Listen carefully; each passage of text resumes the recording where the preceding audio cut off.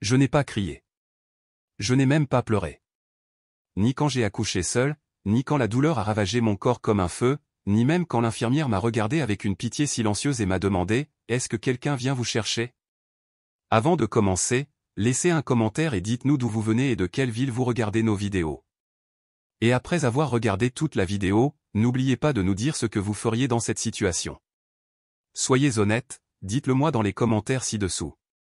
Nous lisons chaque commentaire. Commençons. J'avais 20 ans. 20 ans, allongé dans un lit d'hôpital froid, mon fils dans mes bras et le silence dans mon téléphone. La seule personne que j'avais espéré voir arriver, ma propre mère, était la même personne qui m'avait claqué la porte au nez. « Tu nous as humiliés » m'avait-elle hurlé des semaines plus tôt quand je suis rentré à la maison, enceinte. Elle ne m'a même pas laissé dépasser le perron. « Tu as détruit le nom de ton père. Tu as déshonoré cette famille. » Puis elle m'a tourné le dos et a verrouillé la porte derrière elle comme si j'étais une souillure. Je me souviens être resté là sous la pluie, les mains sur mon ventre, engourdi de la tête aux pieds. Ce fut la dernière fois que j'ai regardé cette maison. J'ai accouché sans personne à mes côtés, sans la main d'une mère à tenir, sans voix douce pour me dire que tout irait bien. Juste moi, mon fils, et la force tranquille que je ne savais même pas que je possédais jusqu'à cette nuit-là. Au moment où ils l'ont posé sur ma poitrine, quelque chose en moi a basculé. Je n'étais pas brisé. Je n'avais pas honte. J'étais sa mère, et à partir de cette seconde, je me suis promis que je ne le laisserais jamais ressentir ce que j'avais ressenti. Jamais. Alors j'ai rassemblé le peu que j'avais, j'ai emmitouflé mon nouveau-né dans une couverture qui sentait le détergent industriel, et je suis sorti de cet hôpital sans plan, sans argent, et sans personne qui m'attendait. Mais je suis sorti avec un but, parce que parfois, quand tout le monde vous tourne le dos, c'est à ce moment-là que vous commencez à devenir quelque chose de plus. J'ai vécu dans une minuscule chambre au-dessus d'une laverie automatique cette première année. L'air sentait l'eau de javel, et le plancher craquait à chaque pas. Je travaillais la nuit à nettoyer des bureaux. Je suivais des cours en ligne pendant la journée tandis que ma sonne dormait dans un berceau d'occasion à côté de moi. Certaines nuits, quand il pleurait et que j'étais si fatigué que je pouvais à peine lever la tête, je lui chuchotais « Tu n'es pas une erreur. Tu es mon miracle. » Et je le pensais. J'ai sauté des repas pour qu'il puisse manger. J'ai porté les mêmes chaussures pendant 4 ans d'affilée. J'ai étudié dur, travaillé plus dur encore. Chaque porte qui se fermait à mon nez alimentait quelque chose en moi pour lequel je n'avais pas encore de mots. Je ne sortais pas avec des hommes, je ne faisais pas la fête. J'étais un fantôme pour le monde, mais je construisais quelque chose de réel, lentement, douloureusement, mais avec ardeur. Quand ma sonne a eu 10 ans, j'avais obtenu mon diplôme en commerce et lancé une petite entreprise d'assistance virtuelle. J'ai commencé avec un client, puis 2, puis 5. Je gagnais plus d'argent que je n'aurais jamais pu l'imaginer dans cette chambre glaciale de la laverie. Je me souviens de la première fois où ma sonne et moi avons emménagé dans un appartement avec un vrai chauffage. Il a regardé le salon vide, les yeux écarquillés, et a dit « Tout ça est à nous ». J'ai souri, les larmes aux yeux.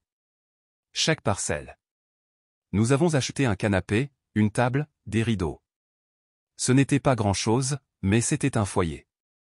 Je n'ai pas rencontré des règles de la manière dont on pourrait s'attendre à ce qu'une personne comme moi rencontre quelqu'un comme lui. C'était désordonné, stupide, et ironiquement, dans une station-service. J'étais en retard pour une réunion avec un client, ma sonne avait vomi sur ma chemise ce matin-là, et je portais un blazer noir par-dessus un sweat à capuche.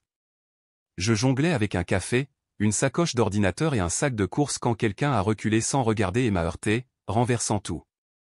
Oh mon Dieu, ai-je commencé, décontenancé, mais l'homme s'est retourné, et avant que je puisse déverser mon sarcasme new-yorkais habituel, il m'a regardé et a souri. Je suis vraiment désolé. C'est entièrement ma faute. Il m'a aidé à ramasser mes affaires. Puis il m'a tenu la porte. Puis il a proposé de m'offrir un nouveau café. J'ai failli dire non, mais j'étais fatigué, et quelque chose dans son visage, des yeux bienveillants, une voix posée m'a fait hésiter. D'accord, ai-je dit. Juste un café. Un café s'est transformé en une conversation. Cette conversation s'est transformée en un déjeuner. Le déjeuner s'est transformé en un dîner 2 semaines plus tard, et ce dîner, c'est là que j'ai appris qui il était vraiment. Pas seulement Derek, mais Derek Sullivan. Le Derek Sullivan. Le milliardaire de la technologie, PDG de Sullivan Innovation, l'homme derrière la moitié des startups de Manhattan. Je n'y ai pas cru au début. Je pensais que c'était une farce. Mais c'était réel. Et le plus fou? Il se fichait que je sois une mère célibataire. Il se fichait que je ne vienne pas d'un milieu aisé ou que je n'ai pas un nom de famille qui signifie quelque chose. Il m'a simplement vu, moi, et pour la première fois depuis la naissance de Mason, j'ai laissé quelqu'un entrer dans ma vie. Nous nous sommes mariés en toute discrétion. Mason était mon témoin. Derek ne voulait ni caméra ni couverture de magazine. Il nous voulait juste nous.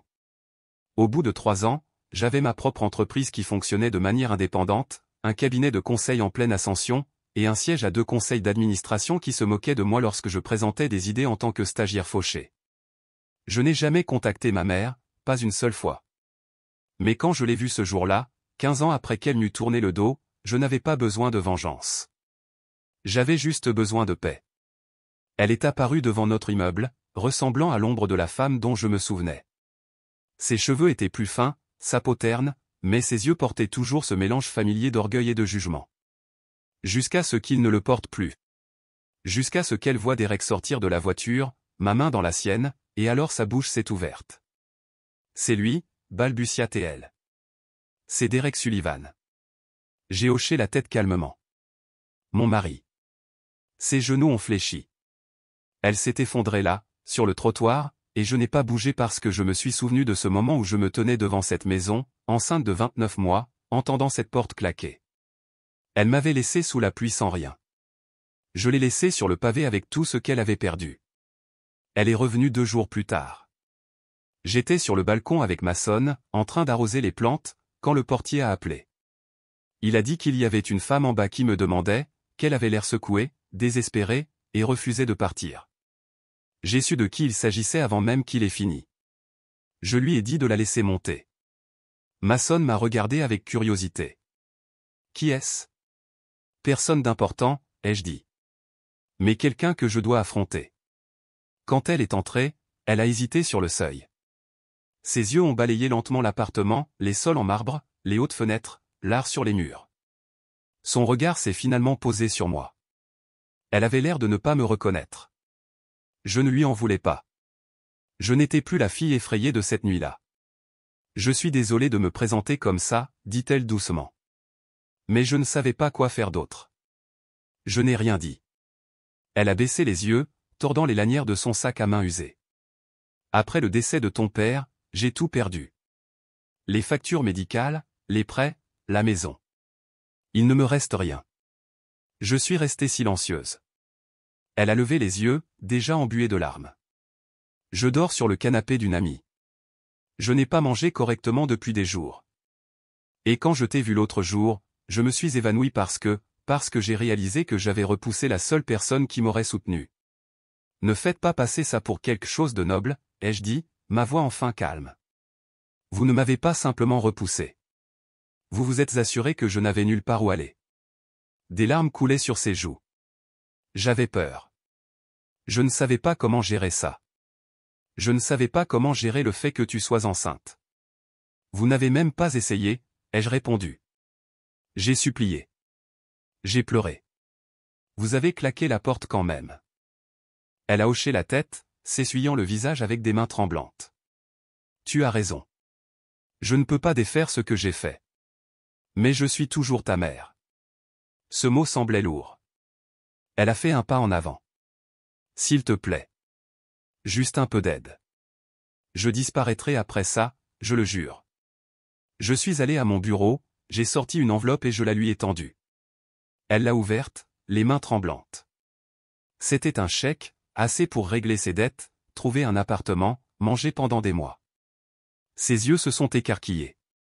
C'est trop. Non, ai-je dit.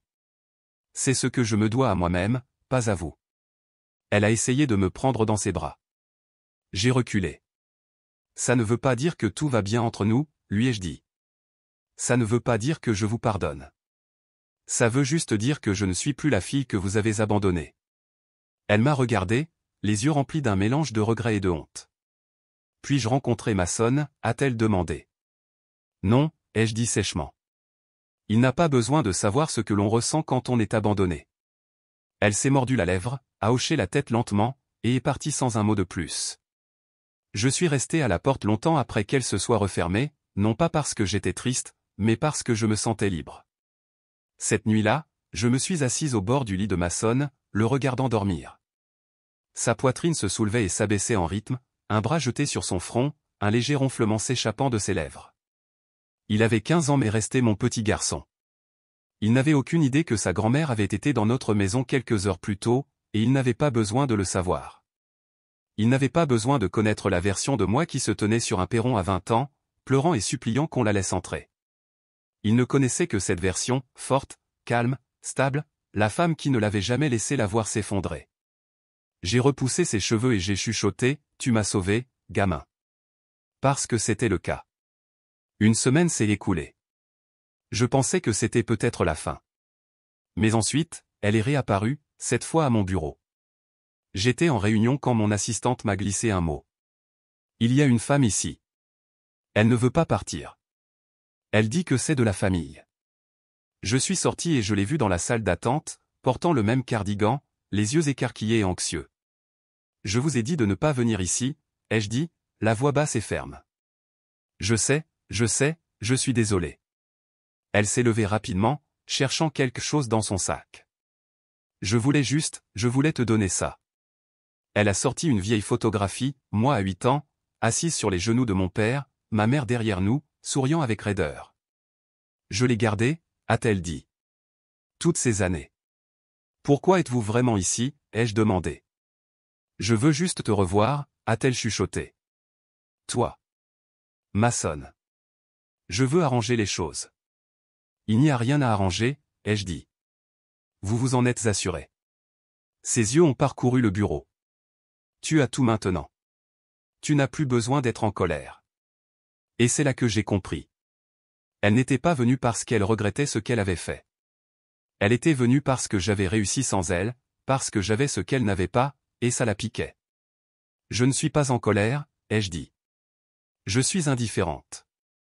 C'est pire. Vous n'êtes plus rien pour moi maintenant. Je me suis retourné pour partir. S'il te plaît, a-t-elle appelé. Je suis ta mère. Je me suis arrêté, non pas à cause de sa voix, mais parce que pendant une fraction de seconde, j'ai senti cette vieille douleur revenir, celle qui suppliait l'amour. Mais ça n'a pas duré longtemps. Je l'ai regardé et j'ai dit, non. Vous l'étiez. Puis je suis parti. Derek a remarqué le changement en moi ce soir-là. Nous étions dans la cuisine à préparer le dîner quand il a demandé, elle est revenue, n'est-ce pas? J'ai hoché la tête. Il a posé doucement le couteau. Ça va? Je n'ai pas crié, ai-je dit. Je n'ai pas pleuré. Je lui ai juste dit la vérité.